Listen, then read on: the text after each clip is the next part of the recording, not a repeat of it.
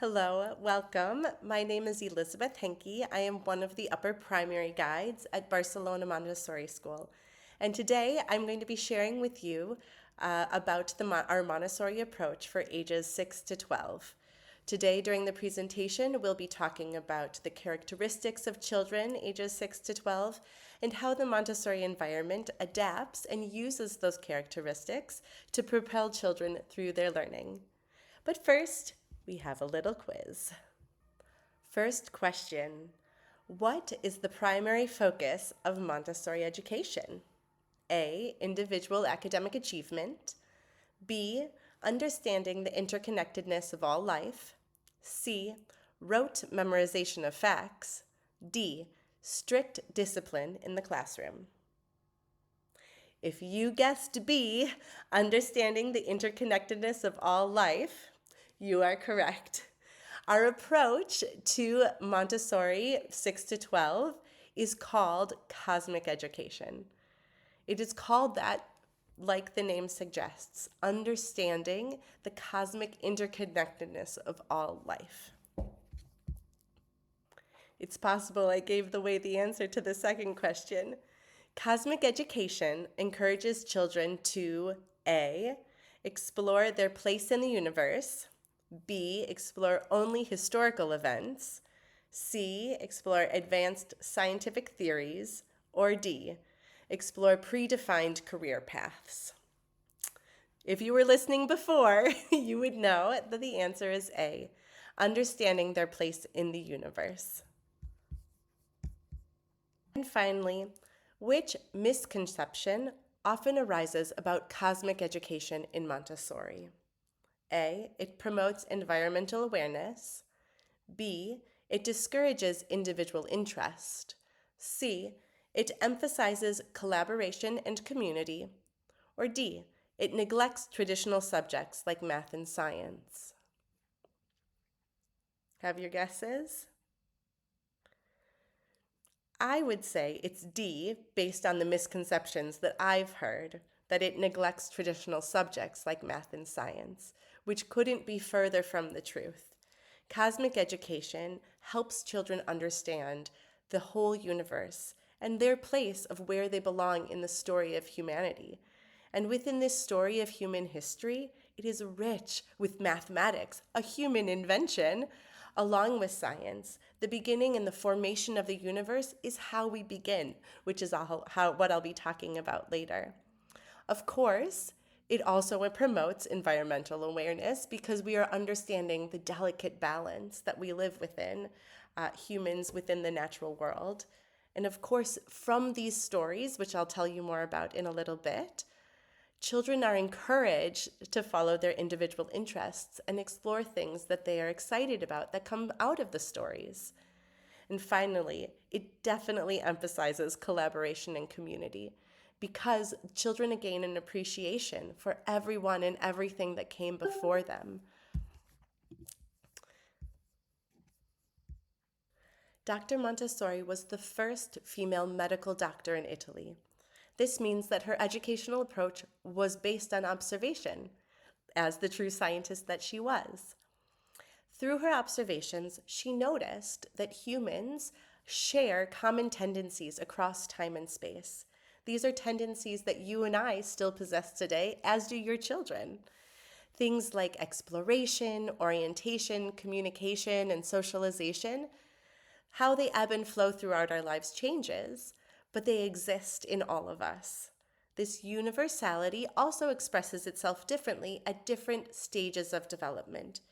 She came up with a theory called the 4 planes of development to show how they change into distinct areas about every 6 years.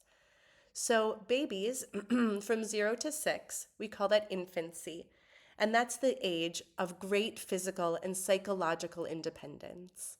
This is the time when babies are learning to move, learning to talk, and everything that they are doing is driven by this fundamental drive to socialize, to become part of society. They are learning the language of their time and place. They are learning to move their physical body so they can move to greater independence. When we get to children ages 6 to 12, the children we're talking about in our presentation today, that is called childhood. And this is a time of great mental independence. Any fact or figure you want to know, you can ask an elementary child or a primary child, age 6 to 12. If you want to know the most venomous reptile, they will know. You want to know the biggest animal to have ever existed in the world or in the oceans, they can tell you. This is the time that they absorb all the facts and figures because they are fascinated by the world and trying to find their place in it. As we move to 12 to 18-year-olds, the period of adolescence, that is the time of social independence. Any parent of a teenager knows that this is the time where their friends take on an even greater importance and role in their development. They're looking to be, how can I be outside of my home? How can I move outside of the classroom and become a member of society? That is their natural drive. And finally, maturity, the time from 18 to 24. It's the time of spiritual and moral independence. This is the time when children or adults begin to understand what they believe instead of just taking on the beliefs of their parents. Montessori education is an approach for supporting each individual child through their development. And based on the different characteristics of these planes, our educational environment changes and our approach to educating them so that we are working with their natural tendencies and natural development instead of against it. Mentioned earlier, the Montessori approach for ages 6 to 12 is called cosmic education. Cosmic because we are literally offering children the keys to understanding the universe through our approach. This is how they begin to organize all of the information they're going to gain throughout this period of mental independence, the 6 to 12. They need to understand how the universe is organized, how human history is organized. So every little piece they learn along the way has a specific, I think of it like a file folder that they can file it under and can easily access as they go through their educational career. This cosmic education allows a lot of independence and also collaboration around their interests. For some students might be interested in researching the ice ages and figuring out which one was the coldest and how did it shape the earth, whereas another one is only interested in megalodons, and they're going to research megalodons and their prey, and then they're going to look at the eras on either side and what that led to.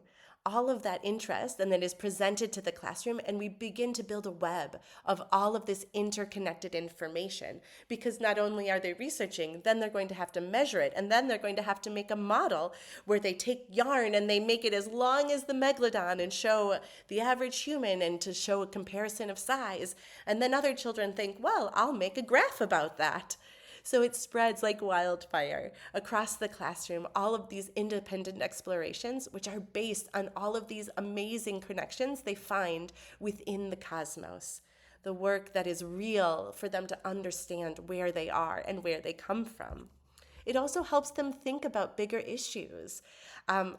Understanding the sensitivity of the natural environment and what happens when you introduce a predator that doesn't exist there, or take away a keystone species.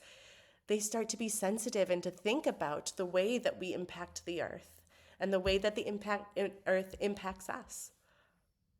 The age of primary is 6 years because that's the period of the plane of development, but also because we have so much content to cover.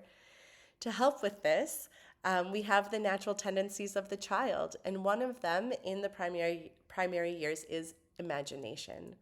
They've moved on from needing these concrete experiences only to understanding things that they can't see. They can begin to imagine. So when we tell a child about how fast light can travel, and we say, in the snap of a finger, the sun's rays can travel around the earth 7 times, they can imagine that.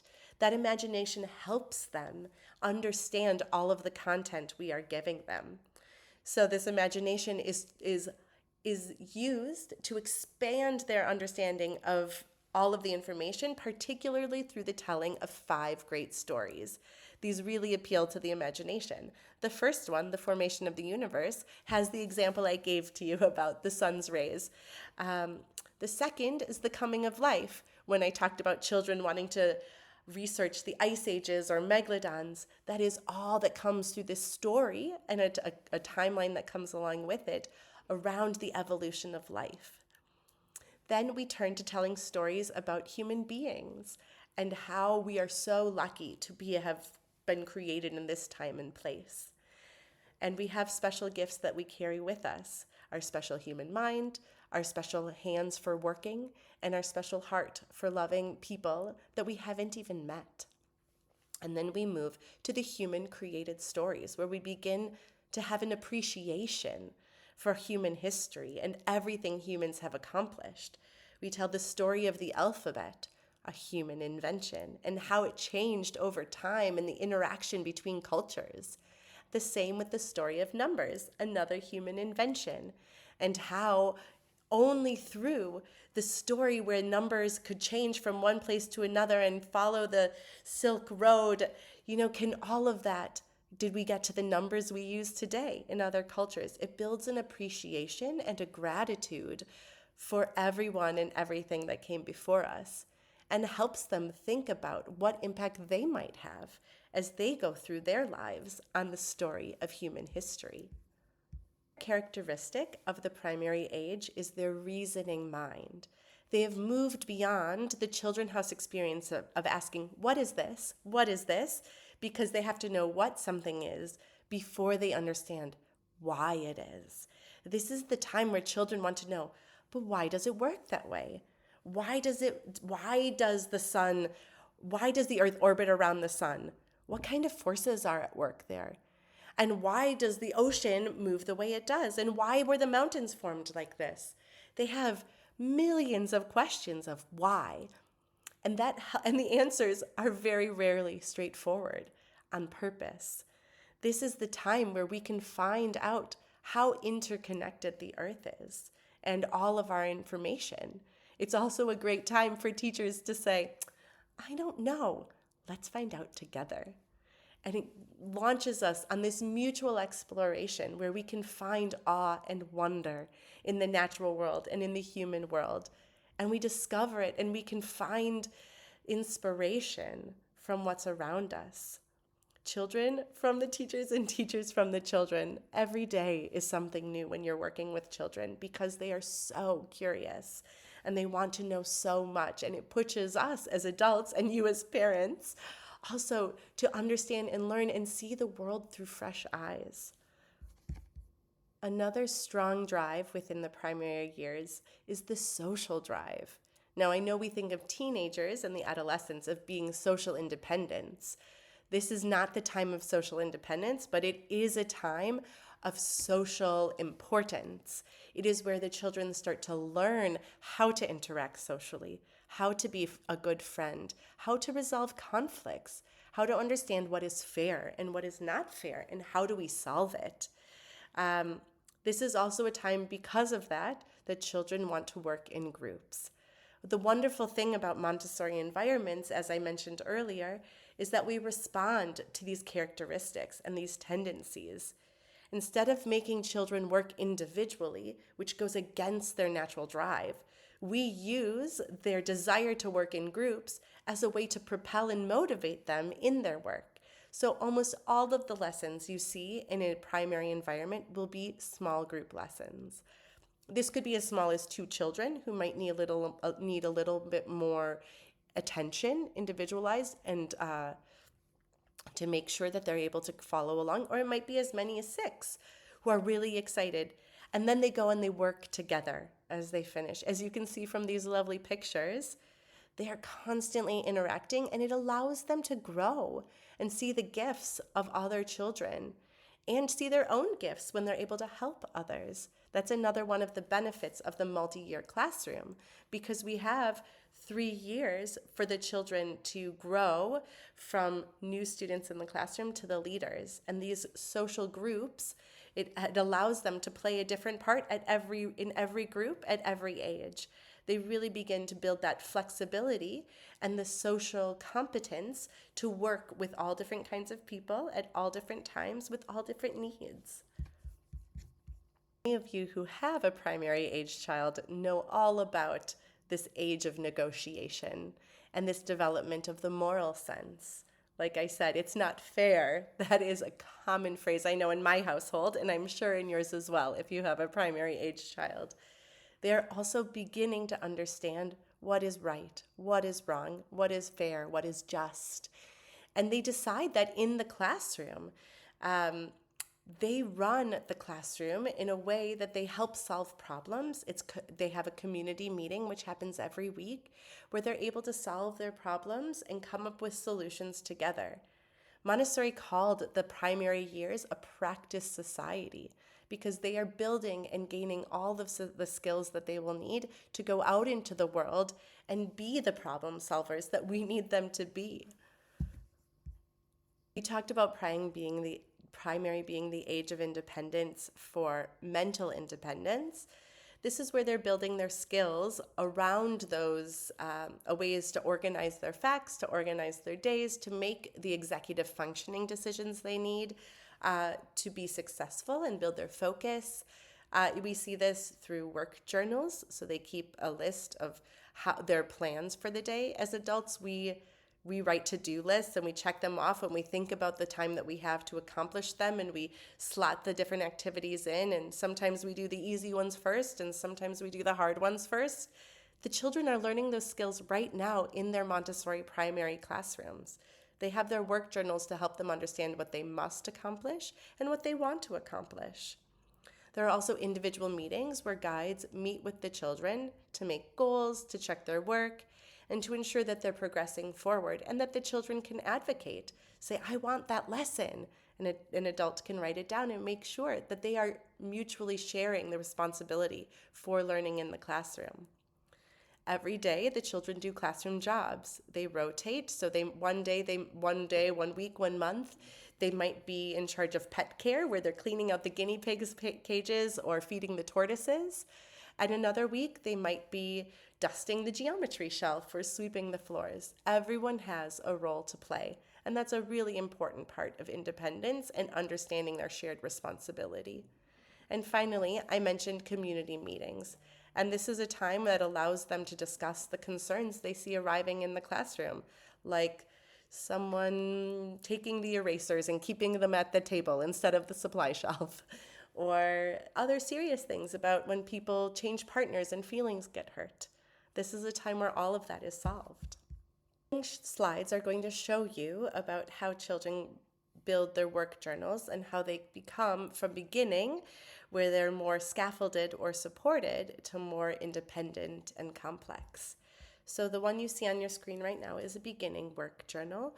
You can see there is a date on it, and it's for a week, and the children can write their lessons on it or the work that they've done, and they can check off whether or not what day they've done the work and when they've done their follow-up work. As a transitioning work journal, you can see that now the times have been introduced, so a child can track how much time they've worked on each activity throughout the day.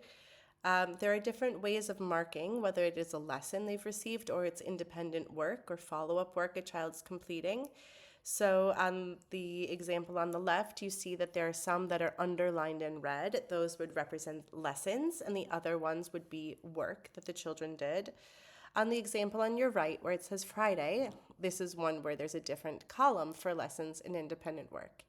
Different teachers have different formats they use, but they're all capturing the same kind of information about what children are working on, how long they're working on them, whether they've had a lesson or are working on follow-up work, to help give an indication to children how they're using their time, and also to the adult, to make sure that they're using their time effectively and they're completing all of the follow-up work that they're required to do. The child-created work journal, where they are maximizing the use of on a page, writing the lines, dividing between the days and seeing which work they're doing. Oftentimes children use this kind of work when they are writing a list ahead of time, so they know what kinds of things they want to do, and then they check them off as they go through their day. Hello. Important quality around Montessori primary is moving from concrete materials, which they start in Children's House, moving all the way to abstraction, which means being able to complete operations and mathematical things or other information without materials. What you might think in traditional school, like doing things on paper. So in Children's House and include in lower primary, we use a lot of materials. These concrete manipulatives allow children to experience what the subtraction they're completing or whatever operation it is, so they understand the concept underneath before like memorizing a formula. So they understand what's happening and then they begin to build the formula themselves. Of materials that help the children move from the concrete to abstraction and working on paper are on your screen right now for multiplication. So the top row are materials that they would have seen in Children's House. The golden bead materials, which are the most concrete representation of our decimal system. If we are talking about a unit or a 1, it is 1 bead. If we're talking about 10, it is 10 beads strung together in a bead bar. 100 beads are 100 square is literally a square built of 100 beads. And you guessed it, the 1,000 cube has 1,000 beads in it in the shape of a cube. It is to help the children understand quantity.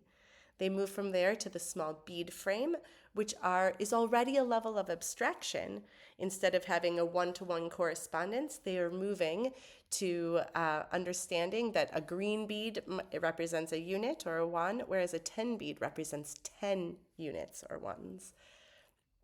The second row is when we start mathematics in the primary years. It begins with the wooden hierarchical material, where the children can see the growth from 1 to up to 1,000,000 and what that actually looks like in scale. And you can follow along actually with these materials. You see there's a repeated pattern of color of green, blue, and red. Green are units or 1s, blues are 10s, reds are hundreds. And that's true for units of thousands, tens of thousands, hundreds of thousands. And you can see it repeats itself over and over again. So we can use all of this going onto the large bead frame for doing addition, subtraction, multiplication. This is specific around multiplication for this slide because they can move to the checkerboard.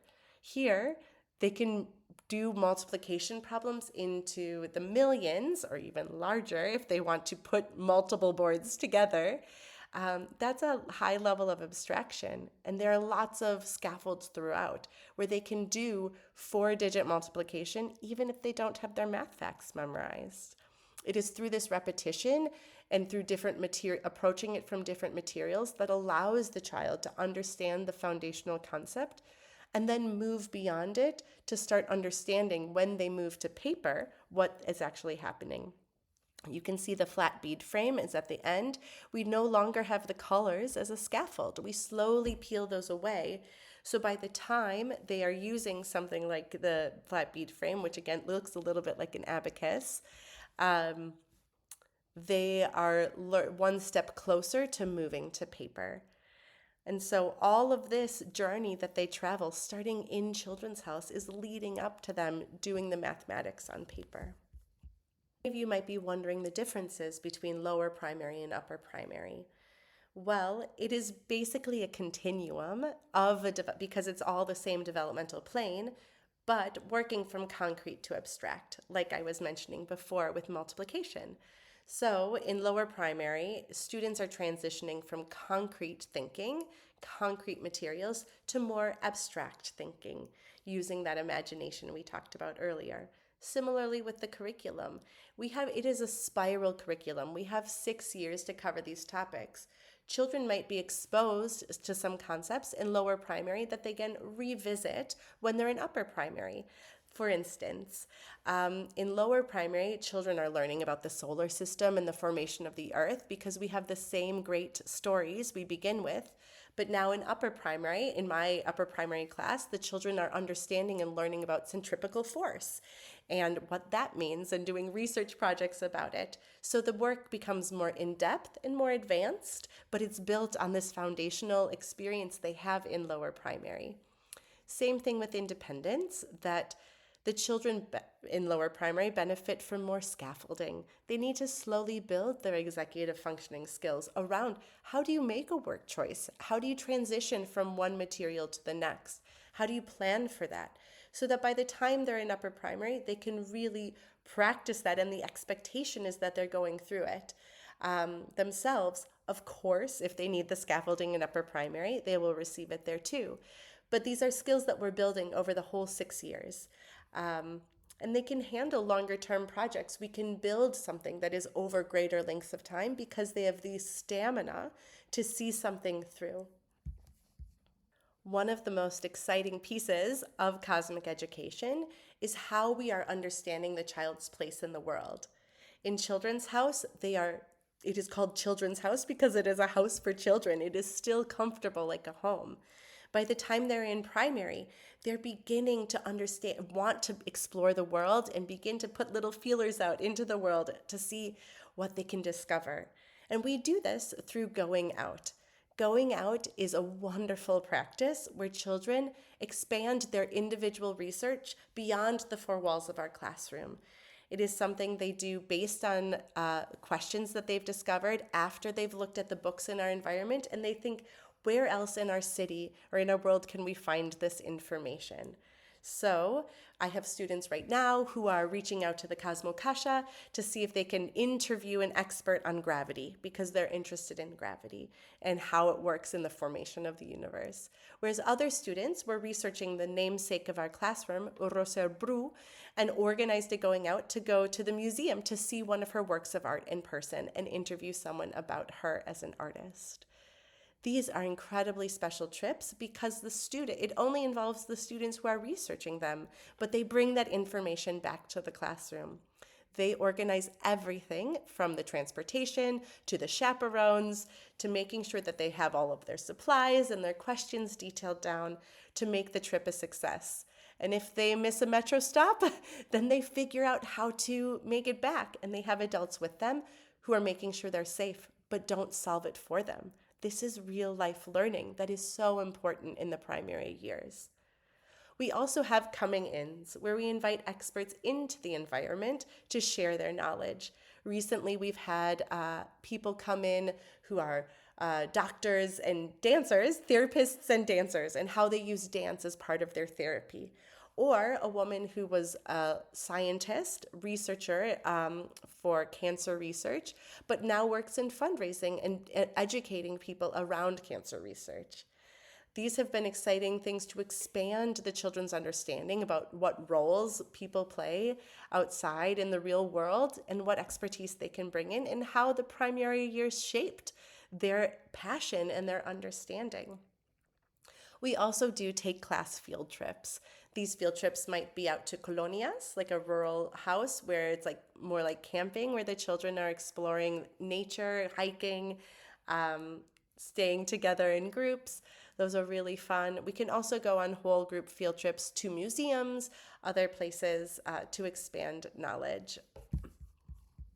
As parents, you might be interested in coming into the classrooms and to see it for yourself.